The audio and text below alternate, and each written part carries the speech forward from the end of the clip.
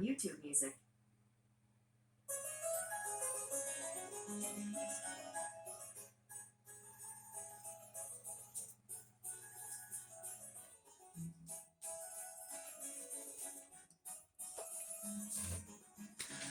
Line 286, a jet's pink trail above the sunset fire. I too was wont to draw my poet's attention to the idyllic beauty of airplanes in the evening sky. Who could have guessed that on the very day, July 7th, Shade penned this lambent line, the last one on his 23rd card. Gratus, alias de Grey, had flown from Copenhagen to Paris, thus completing the second lap of his sinister journey. Even in Arcady I am, says Death in the Tomball scripture. Wait, never mind. Even in Arcady am I, says Death in the Tomball scripture. The activities of Gratus in Paris had been rather neatly planned by the Shadows.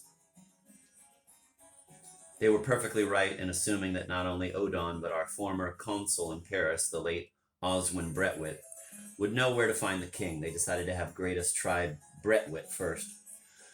That gentleman had a flat in Moudon where he dwelt alone, seldom going anywhere except the National Library, where he read theosophic works and solved chess problems in old newspapers, and did not receive visitors.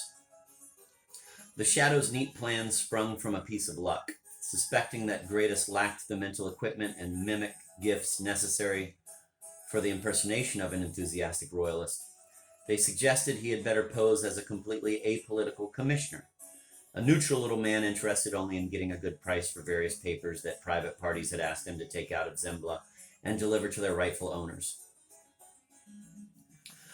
Chance, in one of its anti-Carlist moods, helped. One of the lesser Shadows, whom we shall call Baron A, had a father-in-law called Baron B, a harmless old codger long retired from the civil service and quite incapable of understanding certain Renaissance aspects of the new regime. He had been, or thought he had been, retrospective distance magnifies things, a close friend of the late Minister of Foreign Affairs, Oswin Bretwit's father, and therefore was looking forward to the day when he would be able to transmit to, quote, young, end of quote, Oswin, who he understood was not exactly persona grata with the new regime, a bundle of precious family papers that the dusty Baron had come across by chance in the files of a governmental office. All at once he was informed that now the day had come, the documents would be immediately forwarded to Paris. He was also allowed to prefix a brief note to them, which read, "Here are some precious papers belonging to your family. I cannot do better than place them in the hands of the son of the great man who was my fellow student in Heidelberg and my teacher in the diplomatic service.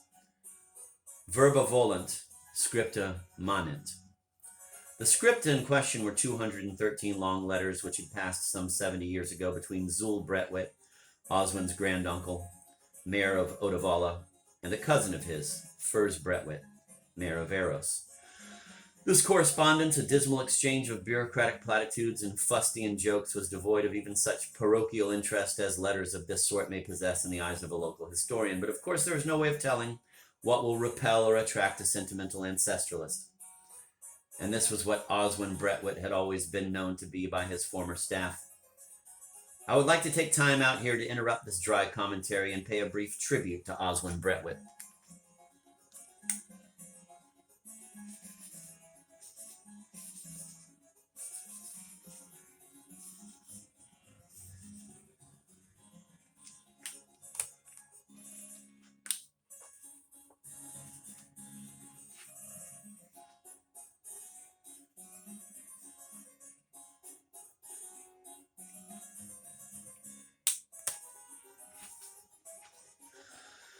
Physically, he was a sickly, bald-headed man resembling a pallid gland.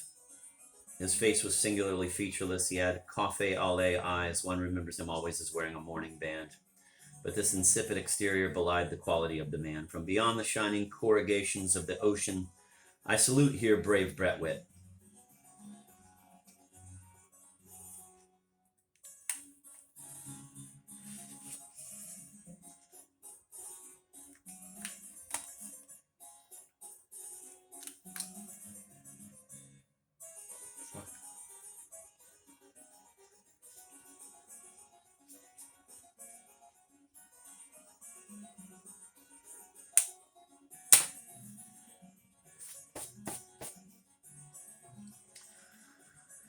Let there appear for a moment his hand and mine firmly clasping each other across the water over the golden wake of an emblematic sun. Let no insurance firm or airline use this insignia on the glossy page of a magazine as an ad badge. Under the picture of a retired businessman stupefied and honored by the sight of the technicolored snack that the air hostess offers him with everything else she can give. Rather, let this lofty handshake be regarded in our cynical age of frenzied heterosexualism as a last but lasting symbol of valor and self-abnegation. How fervently one had dreamed that a similar symbol, but in verbal form, might have imbued the poem of another dead friend, but this was not to be. Vainly does one look in pale fire. Oh, pale indeed, for the warmth of my hand gripping yours poor shade. But to return to the roofs of Paris, courage was allied in Oswin Bretwit with integrity, kindness, dignity, and what can be euphemistically called endearing naivete. When Greatest telephoned from the airport and to whet his appetite, read to him Baron B's message minus the Latin tag. Bretwit's only thought was for the treat in store for him. Greatest had declined to say over the telephone what exactly the precious papers were, but it so happened that the ex-consul had been hoping lately to retrieve a valuable stamp collection that his father had bequeathed years ago to a now defunct cousin. The cousin had dwelt in the same house as Baron B, and with all these complicated and entrancing matters uppermost in his mind, the ex-consul, while awaiting his visitor, kept wondering not if the person from Zimbala was a dangerous fraud, but whether he would bring all the albums at once or would do it gradually so as to see what he might get for his pains. Bretwit hoped the business would be completed that very night, since on the following morning he was to be hospitalized and possibly operated on. He was, and died under the knife. If two secret agents belonging to rival factions meet in a battle of wits, and if one has none, the effect may be droll. It is dull if both are dolts. I defy anybody to find in the annals of plot and counterplot anything more inept and boring than the scene that occupies the rest of this conscientious note. Greatest sat down, uncomfortably, on the edge of a sofa upon which a tired king had reclined less than a year ago. Dipped into his briefcase, handed to his host a bulky brown paper parcel, and transferred his haunches to a chair near Bretwit's seat in order to watch and comfort his tussle with the string. In stunned silence, Bretwit stared at what he finally unwrapped, and then he said,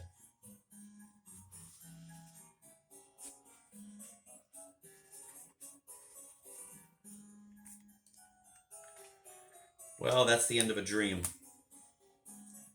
This correspondence has been published in 1906 or 1907. No, 1906, after all, by Furs Bretwit's widow. I may even have a copy of it somewhere among my books. Moreover, this is not a holograph, but an apograph, made by a scribe for the printers. You will note that both mayors write the same hand.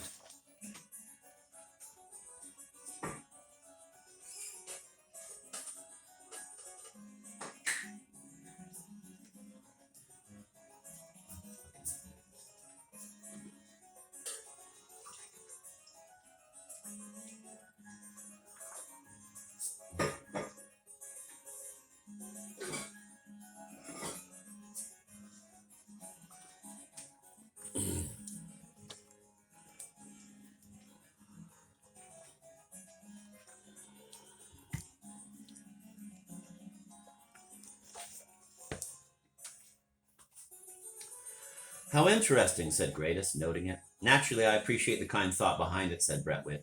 We were sure you would, said pleased Greatest. Baron B must be a little gaga, continued Bretwit, but I repeat, his kind intention is touching. I suppose you want some money for bringing this treasure?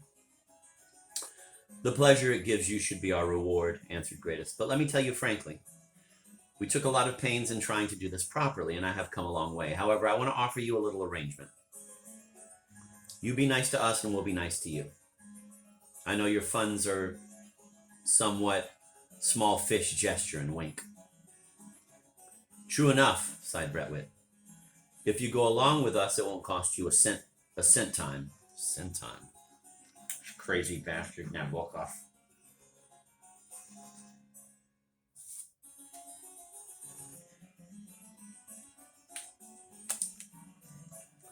Oh, I could pay something. Pout and shrug. We don't need your money. Traffic stopper's palm. But here's our plan. I have messages from other barons for other fugitives. In fact, I have letters for the most mysterious fugitive of all. What? Cried Brentwood in candid surprise. They know at home that His Majesty has left Zembla? I could have spanked the dear man. Indeed, yes, said Gratus, kneading his hands, and fairly panting with animal pleasure, a matter of instinct, no doubt, since the man certainly could not realize intelligently that the ex-consul's faux pas was nothing less than the first confirmation of the king's presence abroad. Indeed, he repeated with a meaningful leer, that I would be deeply obliged to you if you would recommend me to Mr. X.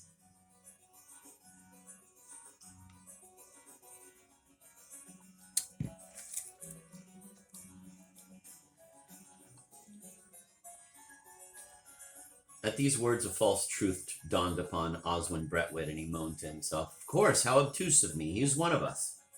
The fingers of his left hand involuntarily started to twitch as if he were pulling a Kickapoo puppet over it, while his eyes followed intently his interlocutor's low-class gesture of satisfaction. A Carlist agent, revealing himself to a superior, was expected to make a sign corresponding to the X for Xavier in the one-hand alphabet of deaf mutes. The hand held in horizontal position with the index curved rather flaccidly and the rest of the fingers bunched. Many have criticized it for looking too droopy. It has now been replaced by a more virile combination. On the several occasions Brentwood had been given it, the manifestation had been preceded for him, during a moment of suspense, rather a gap in the texture of time than an actual delay, by something similar to what physicians call the aura, a strange sensation both tense and vaporous, a hot, cold, ineffable exasperation pervading the entire nervous system before a seizure. And on this occasion, too, Brentwood felt the magic wine rise to his head. All right, I am ready. Give me the sign, he avidly said. Gratus, deciding to risk it, glanced at the hand in Brentwood's lap, unperceived by its owner. It seemed to be prompting Gratus in a manual whisper. He tried to copy what it was doing. Its best to convey, mere rudiments of the required sign.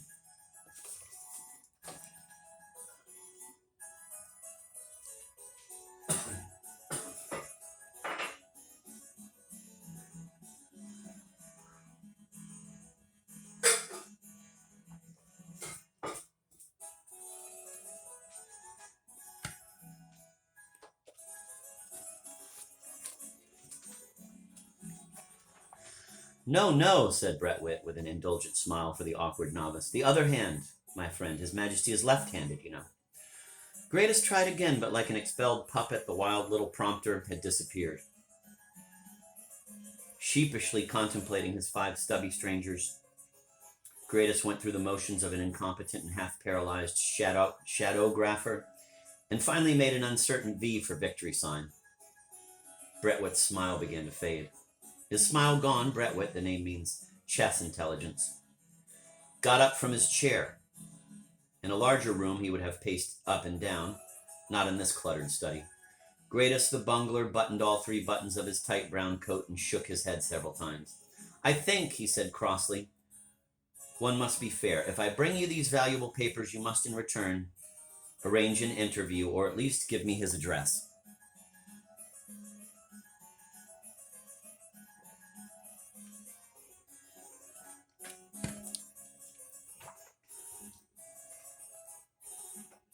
I know who you are, cried Brentwood, pointing. You're a reporter. You are that cheap Danish paper sticking out of your pocket. You're from that cheap Danish paper sticking out of your pocket. Gratus mechanically fumbled at it and frowned. I had hoped they had given up pestering me. The vulgar nuisance of it. Nothing is sacred to you. Neither cancer, nor exile, nor the pride of a king. Alas, this is true not only of Gratus. He has colleagues in Arcady, too. Gratus sat staring at his new shoes, mahogany red with sieve-pitted caps. An ambulance screamed its impatient way through dark streets 3 stories below. Brentwood vented his irritation on the ancestral letters lying on the table. He snatched up the neat pile with its detached wrapping and flung it all in the waste paper basket. The string dropped outside at the feet of Gratus, who picked it up and added it to the scripta. Please go, said poor Brentwick. I have a pain in my groin that is driving me mad. I have not slept for 3 nights. You journalists are an obstinate bunch, but I am obstinate too. You will never learn from me anything about my king. Goodbye. He waited on the landing for his visitor's steps to go down and reach the front door. It was opened and closed, and presently the automatic light on the stairs went out with the sound of a kick.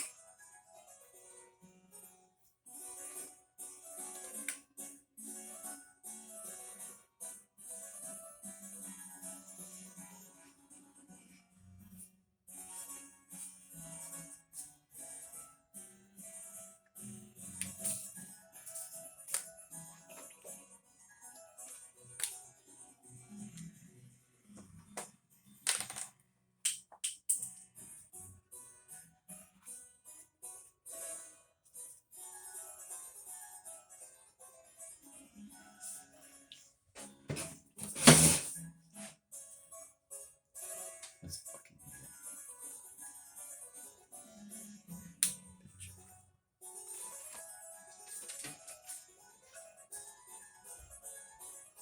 Fucking bitch.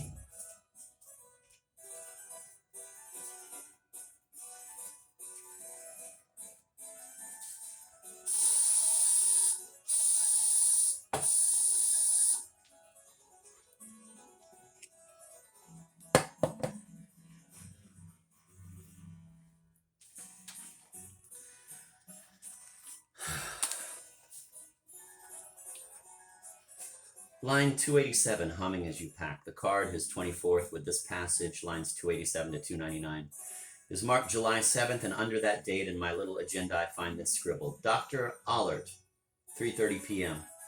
Feeling a bit nervous, as most people do at the prospect of seeing a doctor, I thought I would buy on my way to him something soothing to prevent an accelerated pulse from misleading credulous science. I found the drops I wanted, took the aromatic draft in the pharmacy, and was coming out when I noticed the Shades leaving a shop next door.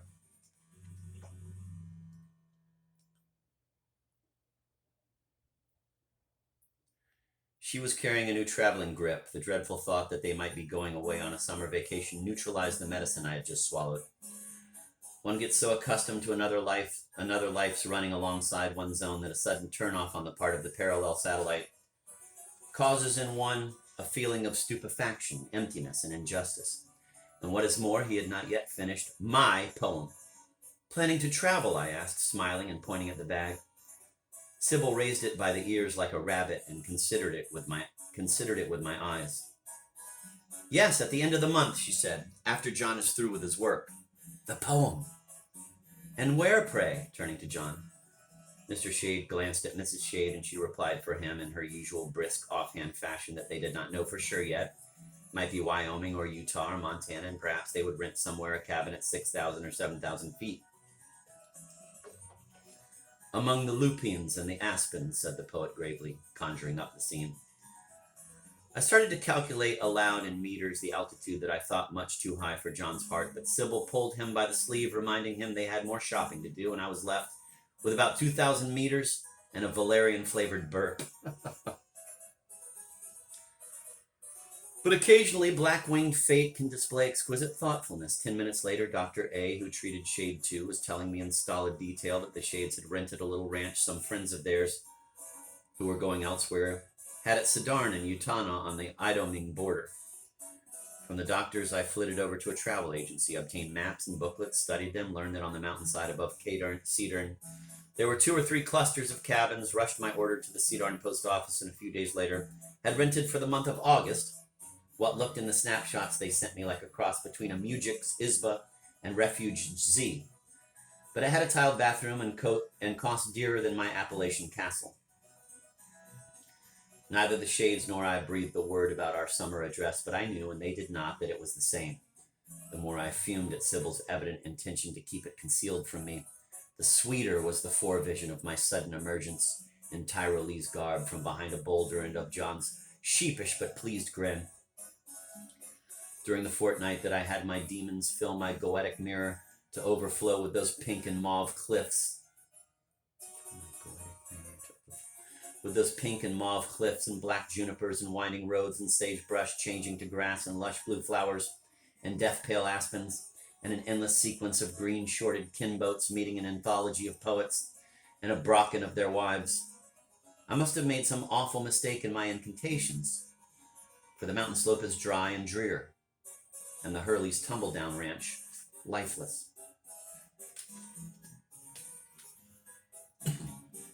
Line 293, she. Hazel Shade, the poet's daughter, born in 1934, died 1957. See notes to lines 230 and 347. Line 316, the toothwort white haunted our woods in May. Frankly, I'm not certain what this means. My dictionary defines toothwort as a kind of cress, and the noun white as any pure white breed of farm animal or a certain genus of Lepidoptera. Little help is provided by the variant written in the margin. In woods, Virginia whites occurred in May.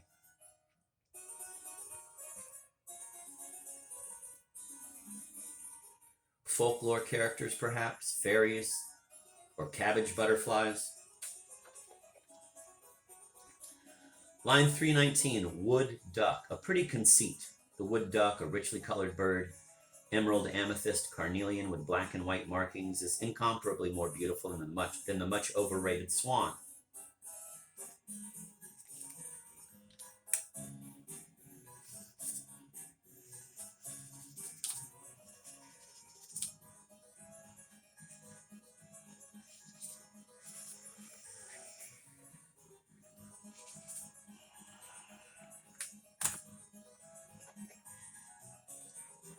A serpentine goose with a dirty neck of yellowish plush and a frogman's black rubber flaps.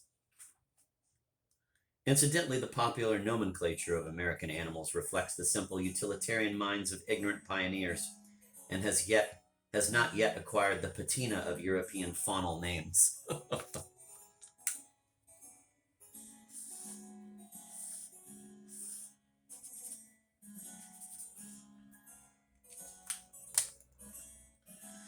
Line 334, would never come for her. Would he ever come for me? I used to wonder, waiting and waiting in certain amber and rose crepuscules, for a ping-pong friend, or for old John Shade. Wait, let me phrase that. Let me read it the way I think it should be read. Quote, would he ever come for me? Question mark, end of quote. I used to wonder, waiting and waiting in certain amber and rose crepuscules, for a ping-pong friend, or for old John Shade.